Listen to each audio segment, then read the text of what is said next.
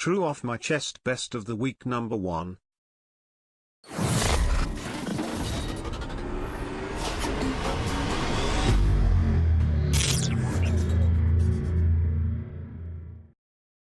Caught my wife in bed with my stepfather. This just happened. I don't know where to turn to, my chest hurts. I didn't even react, I saw red and left. I'm sitting in my car parked in a Walmart parking lot. My chest hurts, I can't stop shaking. I want to cry but no tears are coming out. I'm angry. They keep texting me and shit. I haven't replied to any of it. I guess I'm glad this happened before we had any kids. This really hurts. I didn't sleep all that much last night because every time I closed my eyes I just see the two of them and the pain just hits like a truck all over again. I still haven't replied to them trying to contact me yet. My mom has been on a small trip with her friends for the past few days, so I don't know if I should call her or tell her the second she's back in town face to face. After last night, I called up my friend to see if I could crash at his place for the night. He and his wife have been accommodating, so I'm really grateful for that. I requested a few days off from work so I can get the ball rolling on divorce and living arrangements. My boss is an understanding man, so he's giving it to me. I'm still angry, but I calmed down a little bit. I'm more sad than angry. I keep trying to ask myself if I did something to make her go to him, or if I missed any red flags, but I can't recall any. She honestly seemed like a good person and this was out of nowhere. I have no intentions of going back to her or trying to make this work because I don't want to make it work. They're still trying to contact me. I really need to tell someone this story. I just need to know that someone read it, or I might go crazy from keeping it in. When I was 8 years old, I was in homeschooling. My sister and I were both online schooled, and my mom worked at home, so we all sat in the same room at our computers. Mom was always busy, so she didn't really pay attention to what we were doing. There was one day that I decided that I didn't feel like doing anything, so when my mom went to the bathroom, I went to my room and hid. She came back, saw me not doing work, and immediately flipped shit. She told me to go sit outside on the front porch, and after a while she came out there and told me she had called someone to pick me up, because she was giving me up for adoption. She told me I had to wait on the porch until they got there. I ended up sitting on the porch for over 7 hours, until she came out and told me that they changed their mind and they didn't want me. During that time, I cried my eyes out and came up with plans to run away when they got there. I was completely alone, and I can't even describe how shitty it felt. I have never felt so worthless in my life. Sitting there on that porch, I realized what I was, disposable. Not only as a person, but as a family member. I was going to be ripped away from my home, from my sister, from my dad, and from my mom, who did not show a hint of remorse at the idea of throwing me away. It has been 8 years since that day, and here I am at 3 in the morning, crying about it. My dad has been verbally abusive my entire life, and I didn't realize how much it affected me until I had a meltdown because my boyfriend got slightly mad at someone else, and I went into survival mode. And now I'm realizing that maybe my mom isn't great either. It doesn't feel liberating, either. I just feel weak. A couple years ago, I found out that Scooby-Doo's real name is Scuba Doobert, and I couldn't stop laughing to myself about it for about 3 weeks straight. I shed tears of laughter once just thinking about it. That still cracks me up sometimes, lol.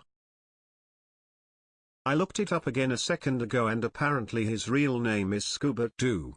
But he'll always be Scuba Doobert in my heart. Kids don't care about gender-neutral toys. It's the adults who have the problem. When I was 6, I didn't care if a boy wanted to buy a Barbie, at least I had someone to play with. It's the parents who have an issue with it. A kid doesn't think, oh, this toy is pink. I can't play with it as I'm a boy. If a kid says that, it should be up to the parents to say anyone can play with this toy. Little girls don't think, oh, the show is called Postman Pat, That's one less thing I can be when I grow up. FFS, I'm about to go into science at uni. I'm a girl. I didn't think, oops, Bob the Builder, Fireman Sam, NG Benji. I can't be any of those jobs, but oh look, Peppa Pig, Fifi the Flower Tot and Dora the Explorer. That'll work. Kids don't care. It's the adults who are making IT a problem. Father Christmas? Not anymore. Gendered toilets? Not anymore. Female symbol on sanitary products? Not anymore. The world's gone mad. I just had a dream that I was in love and I'm devastated. I know we've all been there. Had a dream, woke up, knew it was a dream. But I had a dream within a dream where the love was so convincing and so real, that I'm truly shattered right now. I know it wasn't real, but it felt so real. I could feel her warmth when embraced. I could smell her hair as I kissed her head. I heard her giggle when we were being flirty in a public space. It was too real. I've been alone for so long that this was the greatest feeling. I wish I could go back. God, I wish I could go back. Tomorrow and for the rest of my life, I will always be older than my mother. I knew this day would come, but I never knew how surreal it would be. I'm going to experience things she never got to. My mother will forever be younger than me when I die. This is messing with me. Suicide's not selfish. What's selfish is only caring when it affects you. People constantly say that suicide is selfish because it'll hurt the people around you. But who's really being selfish here? Is the person going through hell who doesn't have the energy to keep going, or is it the friend that won't give up 10 minutes to just listen to your story, but then cries about how you giving up is hurting them once you've gone? It's not selfish to kill yourself, because people only cares when it starts hurting them, They only care once they start feeling grief and pain and they miss you. That's the truth about it. Everyone's got the wrong end of the stick. If you are in a waiting room, you shouldn't have your text tone on. I hate when I am in a public waiting area, doctor's office, car service, etc., and people don't turn off their text tone/keyboard taps. It drives me nuts. Once or twice I can understand when you've just sat down, but after that you should silence your phone. You're literally sitting there staring at it, you know when someone has responded. Ugh. Student loans are killing me and millions of millennials. This summary explains what many baby boomers don't understand. My student loans have gained $35,000 in interest. I've been out of school for only 3 years. I am an above-average earner in my field, as well as the economy as a whole. I have made 100% on-time payments. However, my student loan has done nothing but grow despite all these factors. When I graduated college, they showed us all a 30-year plan to pay back these student loans. While I was in school taking between 21 and 30 credits per trimester, I worked multiple part-time jobs and side hustles concurrent with my classes. I developed apps for the school, ran an eBay business, wrote for the school paper, was a professional photographer, and even helped Alicia with her side hustle selling jewelry. I didn't let my studies slip. I still made the dean's list. I'm not trying to brag, I'm making a case that we worked very hard. We lived on little, and I didn't even have health insurance. My wife worked full-time at a bank making decent money. None of these things were enough to cover basic expenses of living. There's an entire generation that doesn't understand that education and the economy are breaking our youth.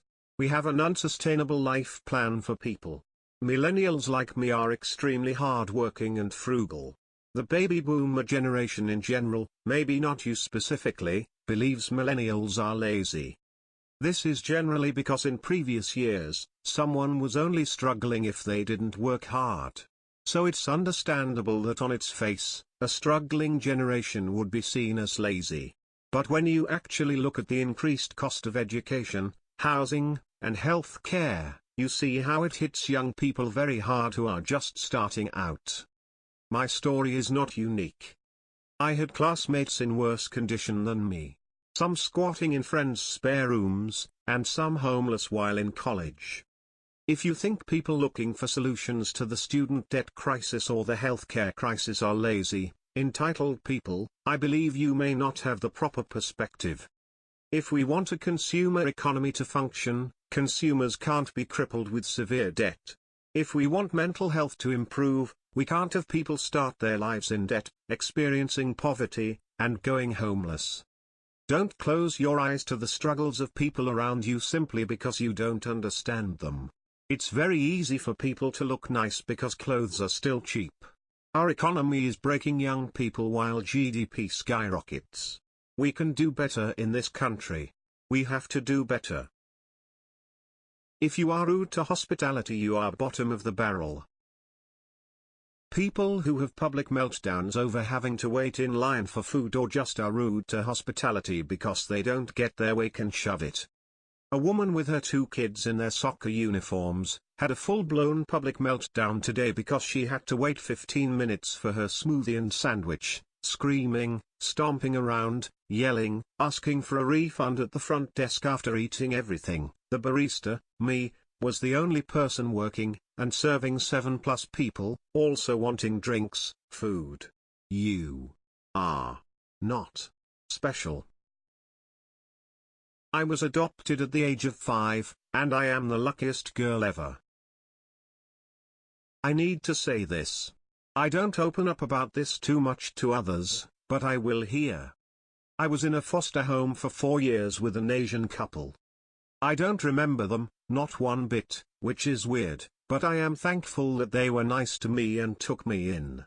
Then when I turned 4 I was put into another home. This was when I was 4-ish, and I honestly feel like I never was adopted, and that this has always been my family and home. They were so lovely, so kind, very religious but not too much. I even got my half-brother with me when I came upon this family, and got another brother named Julian, from Mexico. They surprised us one day at Disneyland that we were finally being adopted. I was 5, and my brother's 3. I don't specifically remember any of this, neither do they, but I had no idea how amazing and love-filled my life was going to continue being. My parents have done nothing but the best for me and my brothers, and have treated us so well. They take care of us with so much love and tell us every day how happy they are that they adopted us. They took us on wonderful vacations to Hawaii, Mexico, and Europe. They gave us wonderful gifts and we had many fun parties at our home. They cooked the best food ever. They still do, it's better than anything. My dad homeschooled us and it was so much fun. We always made crafts and trips to museums, parks, aquariums, science places, Disney. They put us in a study abroad program and we got to see many countries and I learned Spanish in Spain. My brothers went to Japan. Sure, I did bad things as a kid and got in trouble. Sure, I was a brat at many times. I was definitely grounded and yelled at, but my parents were never unreasonable or abusive, never downright mean. In fact, I was a lot to handle, but even so, they were patient but firm. They corrected and they loved. I could not be happier. I am truly blessed to have these amazing parents. I owe them everything. I have already left for college, but I miss them so much every day. I am top 20 in the nation for my current sport, and I owe it all to them. I do well for them. Every competition I think of them, this is all for them. I put the same effort into this as they always have put in me. I wish to take my mom around the world when I have enough money, and spoil her with the finest brands and the best foods, and treat her as she has treated me. My dad can't travel for health reasons now. I'll bring back the best of the best for my dad, and tell him what made me think of him at every place. My brothers will come too. I cannot think of the world without my parents, and they are getting a little older. The day they leave will be the saddest day of my life. I sit here crying about the very thought of it. I love you, Mom and Dad. I owe you this entire world and universe for all of the love and support you have given me and my brothers through everything. I know that my mom and or my dad would die for me or my brothers without a single second of thinking, and I feel the same towards them. You are both perfect and so loving. I know that you two will be so happy in the afterlife. I love you.